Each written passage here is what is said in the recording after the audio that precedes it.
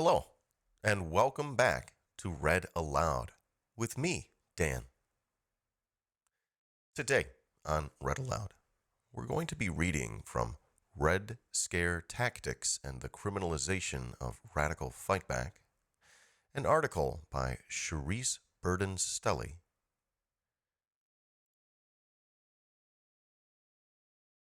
And Charisse Burden-Stelly is part of the Anti-Imperialists Scholars Collective, a group of scholars committed to challenging U.S.-led imperialism and supporting liberation movements of the global majority through critical knowledge production and international solidarity. Follow today at anti-imperialists.com. You can follow Dr. CBS or Dr. Charisse Burden-Stelly on your different social media apps. And let's begin. Red Scare Tactics and the Criminalization of Radical Fightback by Charisse Burden-Stelly. As thousands of people took to the streets of Los Angeles to defend their communities against state-sanctioned abductions, and the National Guard and Marines descended on the city to quell the unrest, the Senate Subcommittee on Crime and Counterterrorism, or the SSCCC, as we will say here, put three organizations on notice. In a letter dated June 11th, 2025, the SSCC accused the Party for Socialism and Liberation, aka the PSL, the Coalition for Humane Immigrants' Rights of LA, or CHIRLA, and Union del Barrio, or UDB, of providing financial and other material support for, quote, coordinated protests and riots against Immigration and Customs Enforcement, or ICE, and other federal law enforcement agencies terrorizing anyone suspected of being undocumented. The SSCC called the uprisings lawless mob actions, a danger to public safety, and a contravention of the rule of law, and demanded these organizations, quote, cease and desist any actions aiding and abetting the protests, which were characterized as criminal conduct. The organizations were instructed to preserve all communication, contractual, financial, travel, and strategy information related to their role in, quote, planning, coordinating, or funding the protests. Failure to do so would potentially result in a criminal investigation. Come on, you guys. What the fuck does that sound like to you? This is fascism. And no, it's not on the rise. It's always been here. It's just now affecting different communities. It's getting closer and closer to certain communities, and they're getting uncomfortable with it.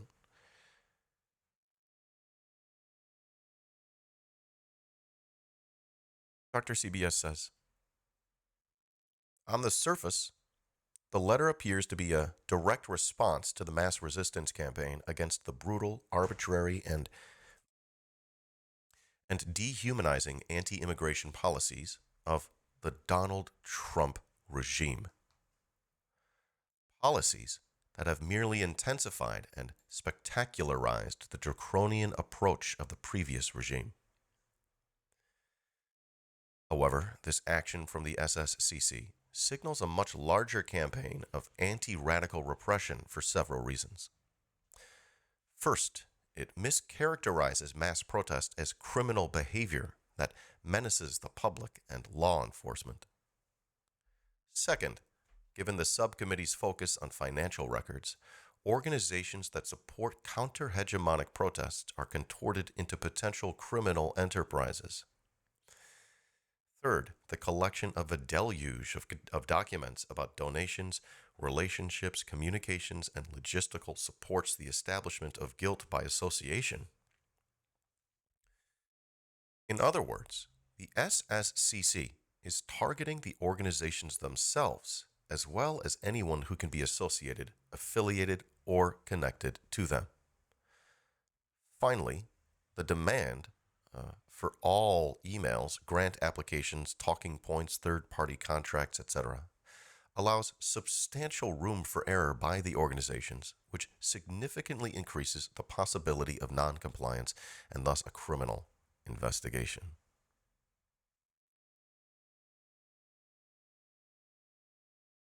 Such tactics are typical of the manifold Red Scares that wreaked havoc on progressive politics in the United States throughout the 20th century. Here, I follow Robbie Lieberman in defining a Red Scare broadly as an attack on civil liberties in the name of Americanism aimed at undermining movements for justice and equality.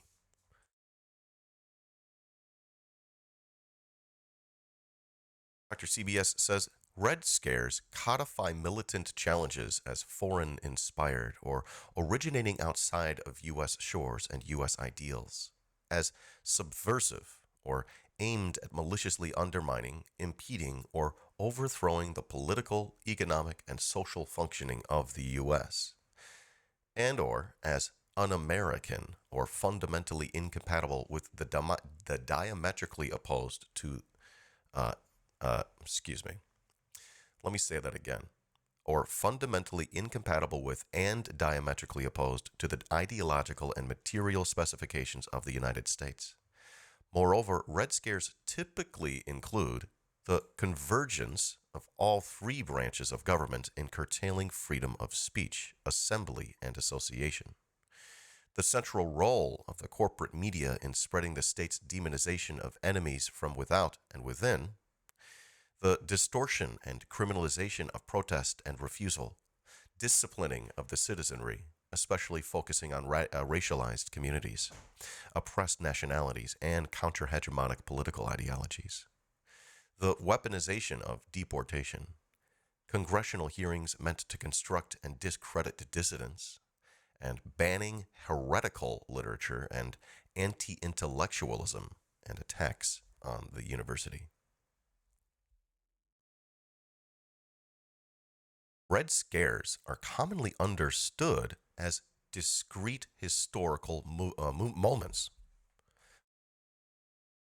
For instance, 1919 to 1920, 1939 to 1940, and 1950 to 1954. That occur during times of, quote, social unrest, domestic criticism, or foreign crisis. Huh. Oh, wow. Is that happening right now? Maybe that's why we're going to see a rise in this. She says, however, they are better understood as an enduring feature of U.S. politics and governance, which emanate from settler colonialism, capitalist racism, and structural anti-radicalism. As such, social unrest and foreign crises have been ongoing throughout the 20th and 21st centuries, and virtually anything counts as domestic criticism.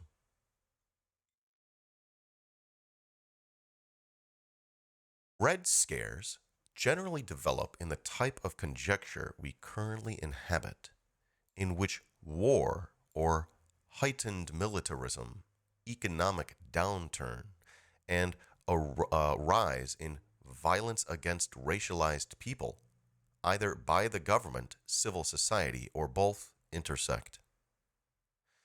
The U.S. is the enthusiastic partner of Zionist aggression in Southwest Asia. I love how she calls it Southwest Asia instead of the Middle East. Good for Love that. Including the ongoing war, intensified genocide in Gaza and occupied Palestine more broadly, and the Zionist imperialist assault on Iran, dubbed the 12-Day War. That just happened, you guys. It's like, it's already a distant memory to a lot of people. A lot of people didn't even know it happened. The U.S. has also engaged in brutal bombing campaigns in Lebanon, Syria, and Somalia. They're on track to bomb Somalia more than ever before this year. Economic suffering resulting from inflation, that is, corporate price gouging, the further erosion of any social safety net, mass firings and layoffs, and an active but weak labor movement is deepening. This conjecture has also entailed the militarization of police, the policification of the military, and a barrage of executive orders to punish migrants, documented and undocumented, brutalize Palestinians, Arabs, and Muslims, and dehumanize black and colonized people. All of this while white supremacy and white nationalism are surging. In previous Red Scares, communist, which operated as a synecdoche for a range of radicalisms from socialism to anarchism to syndicalism, was the witch word. And a synecdoche is one of those $5 words. It's a figure of speech in which a part is made to represent the whole, or vice versa, like saying Cleveland lost by 6 runs. That doesn't mean the city of Cleveland lost. No, it means the Cleveland's baseball team lost by 6 runs. It's a synecdoche.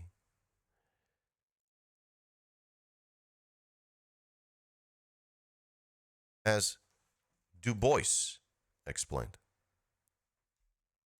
we invent witch words. If in 1850 an American disliked slavery, the word of exorcism was abolitionist. He was a N-word lover. He believed in free love and murder of kind slave masters. He ought to be lynched and mobbed. Today, the word is communist. If anyone questions the wealth of power, the power of wealth, wants to build more TVAs, I don't know what that is, or advocates civil rights for Negroes, he is a communist, a revolutionist, a scoundrel, and is liable to lose his job or land in jail. I'm going to be honest, I'm actually resigned to the fact that they'll probably kill or put me in prison. They'll kill me and put me in prison. I'm resigned to that fact. I get that.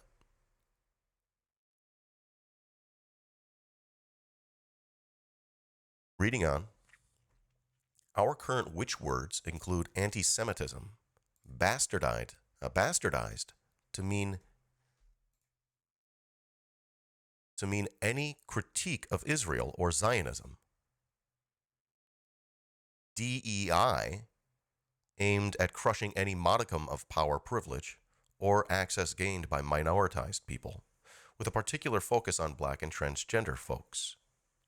Woke, weaponized to discredit progressive politics and social programs, and domestic terrorist or terrorist supporter, which targets a range of militant protesters who challenge U.S. imperialism domestically and abroad, but especially those who reject cop cities and support Palestinian liberation.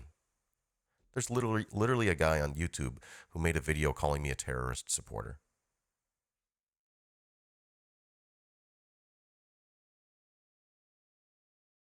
He doesn't realize that he's playing into this whole fucking Red Scare thing. These fucking fascists.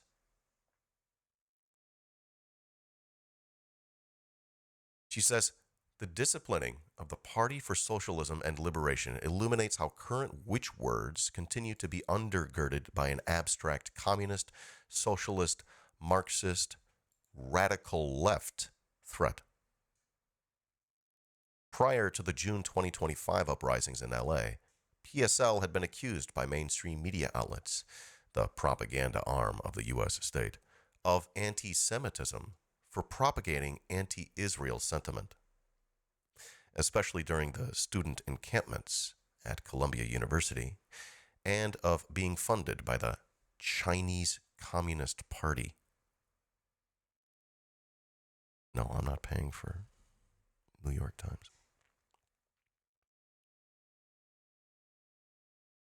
Thus, the party's criminality had already been established long before their involvement in the anti-ICE protests in LA. This interplay of old and new witchwords illuminates just how easily Red Scare strategies can be repackaged and reapplied at any time with astonishing efficacy.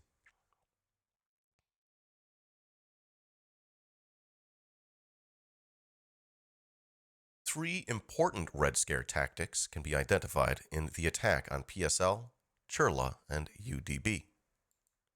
The experience of W. Alphaeus Hunton, the, quote, unsung valiant, who worked alongside the likes of Paul Robeson and W.E.B. Du Bois, conveys the continuity in these tactics. His work as the chairman of the Labor Committee of the Washington, D.C. chapter of the National Negro Congress, trustee of the Civil Rights Bail Fund, and educational director on the Council on African Affairs, kept him and his organizations under government attack for more than 2 decades. Hunton's persecution illustrates the first major Red Scare tactic, that is, the use of congressional committees like the SSCC to criminalize dissent political activity by imposing criminal penalty on speech, press, or assembly. I think that should say criminalize dissenting political activity. By punishing political minorities through the loss of benefit, right, privilege, or access to occupation. Requiring registration, that is, as a foreign agent, by individuals or organizations to distort the politics as foreign-inspired or anti-American. At the same time, this whole thing with AIPAC is just off the charts, right? And using these investigations to harass, injure, or destroy individuals through vicious, biased interrogations. Such committees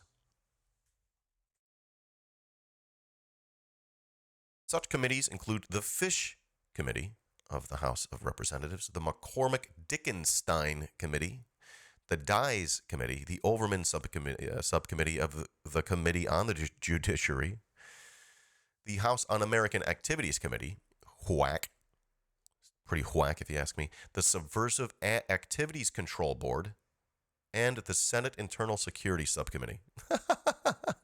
I had a friend the other day seriously tell me that we have free speech, and I'm like, honey, you have no idea how bad it is. Specifically, you would not disclose the names of those who donated to the Civil Rights Bail Fund, which had been organized in 1946 to aid in the legal defense of those who were rejected by private bond companies because of their radical politics.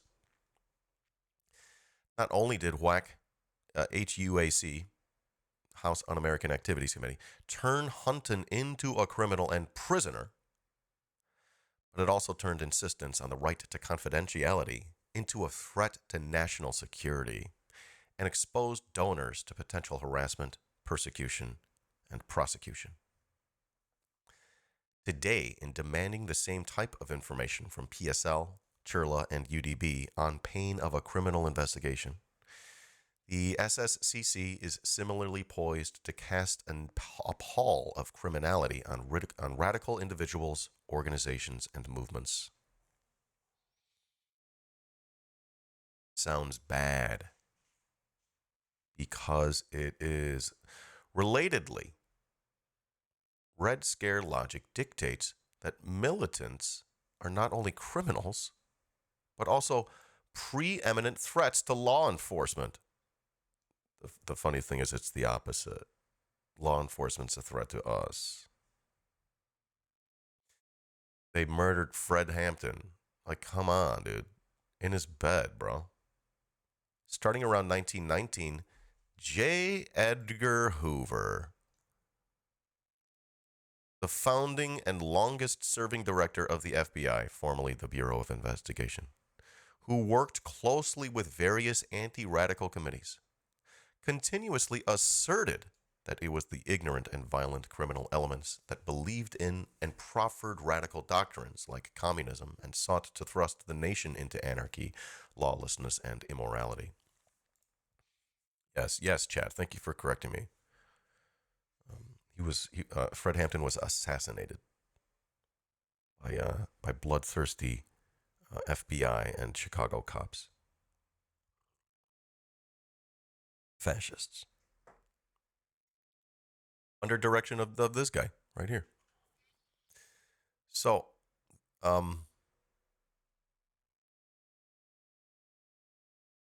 reading on, these types worked to shackle the FBI, to undermine effective law enforcement, and to malign police departments by deceitfully invoking the protection of civil liberties. Hoover thus castigated both radical political activity and any critique of law enforcement as criminal and subversive. Hoover asserted, disrespect for law and order is a fundamental cornerstone of communist tactics. Charges of police brutality, illegal arrest, and persecution have long echoed in the party press. These false communist charges, unfortunately, have been taken up by other groups whose basic purpose is to destroy law and order and to create chaos. End quote. In its letter, the SSCC employed the same line of argumentation as Hoover, making no distinction between organized protests and, quote, lawless mob action, thereby conflating solidarity and criminal conduct and construing protesters as a danger to law enforcement, despite the latter maintaining the monopoly on force and violence. Yeah. Oh, you're scared? Well, you have a monopoly on force and violence. And you always have. And you've abused that right, historically. Get a life. Sorry, not sorry. This is where I draw the line, you know? No.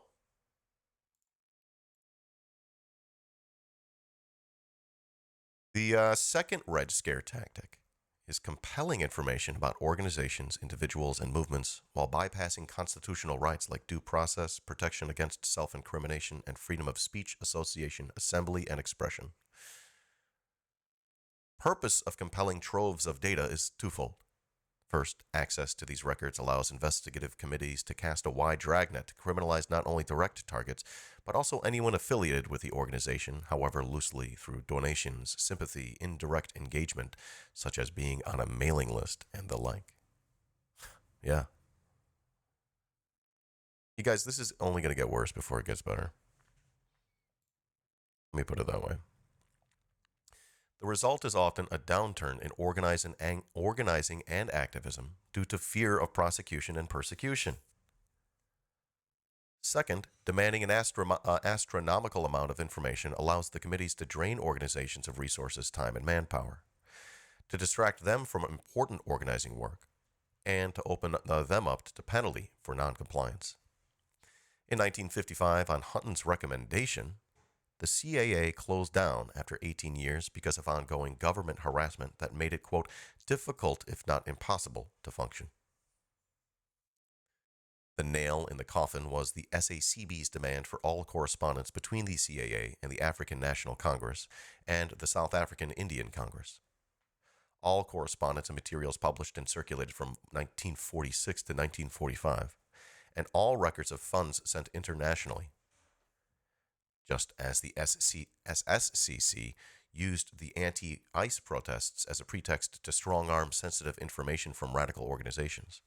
The SACB government accused the CAA of potentially violating the Foreign Agents Registration Act to gain access to the organization's records. The third Red Scare tactic is treating organizing on behalf of racialized colonized, or otherwise oppressed groups as a special threat to order and security. Oh, wow, that's why they criminalize certain communities more. That's another reason why they do that. Oh, okay. Because these are the groups of people that are most likely to be radical. Oh, wow. During World War II, Hunton was branded a communist and a subversive by the Fish Committee because of his instrumental role in organizing black workers in a campaign against the Glen Martin Aircraft Factory for refusing to hire them. The NNC was accused of attempting to sabotage the defense industry by infiltrating the factory with black communist workers. Yeah. That's why some communities don't get work because of anti-communism. Whether or not you're communist, you'll be accused of anti-communism and you'll be shit on. Your life will be ruined, even whether or not you're a communist. Oh, these people really hate communism. What is that? Maybe we should figure out what communism is and become one. Because these really terrible people hate communism. Maybe it's actually good. Maybe it's not bad. If the bad people are telling me something's bad, maybe it's good. This is not confusing.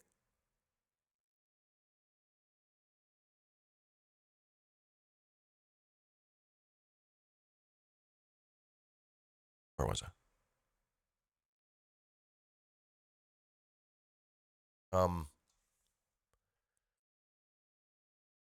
While the Fish Committee did not call Hunton to testify, it nonetheless spread slanderous testimony without making the slightest effort to corroborate facts.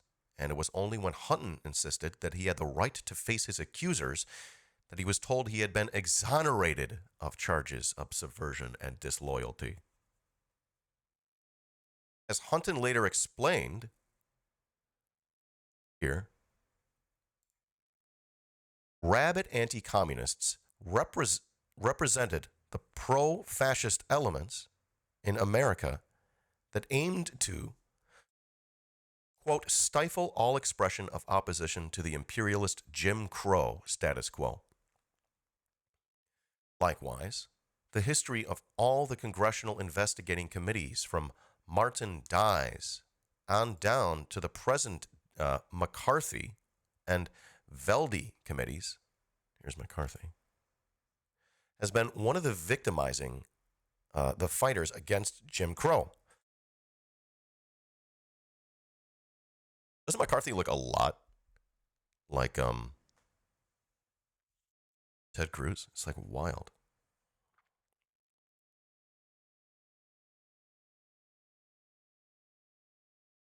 Hunton's assessment can be applied to the SSCC, which seeks to intimidate and discipline PSL, Chirla, and UDB for opposing the U.S.'s racist, jingoistic, imperialist immigration policy and the cruel and unusual tactics being used to enforce it.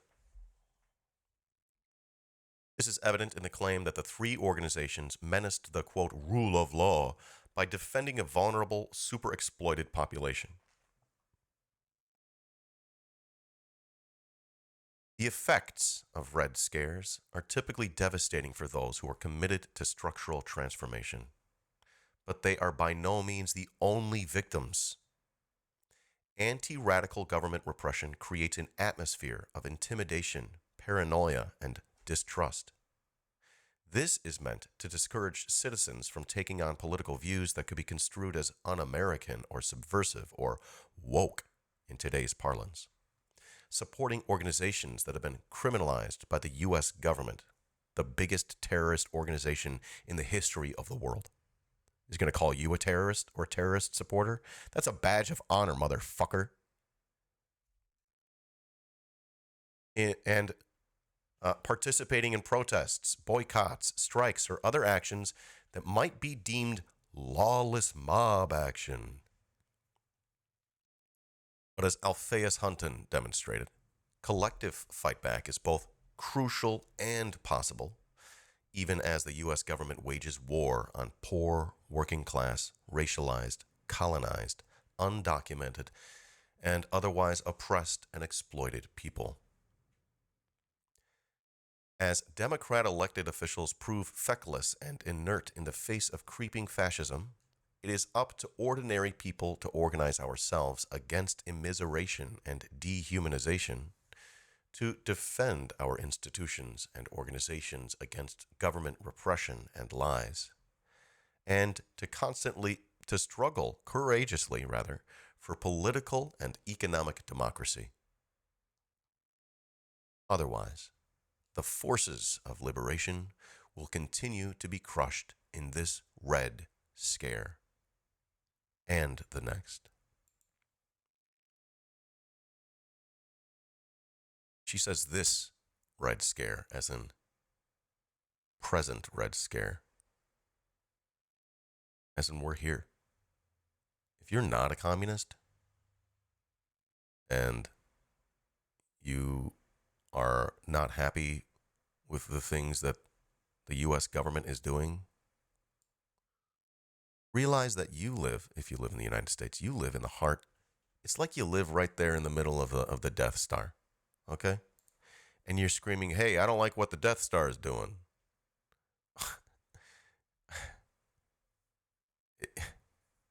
Hey, I mean, it's not a good position to be in. But it's the right position to be in. You would be an inhuman freak to be like, oh, okay, well, I guess I'll just go along with the Death Star, right? But then you go, oh, well, they're just going to criminalize me. They're going to make my life miserable or whatever. Yeah, whatever. It's the right thing to do.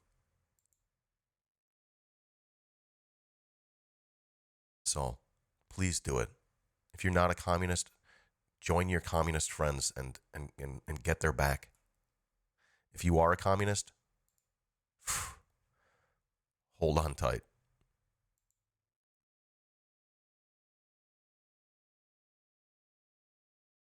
Well, I hope you enjoyed the reading and discussion of this with me today.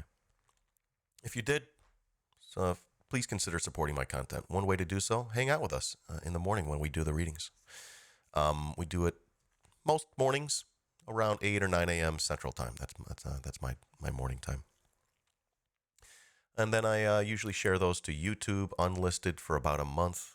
And if you're a supporter on Patreon, you can get early access to those unlisted readings. But the goal is to make all of this content more accessible to more people so they will eventually be made public and free to view for anybody. I really hope you enjoy that. I hope you think this is valuable work. I enjoyed reading this with you today. Shout out to Dr. CBS, Dr. Charisse Burden-Stelly. I thought this was a very fantastic reading. This is my politics. This is really well written. I enjoyed reading this very much. Thank you very much for working on this and putting this out. If you're watching live, stick around. If you're a replay viewer, check out something else from the Read Aloud series. Love your face.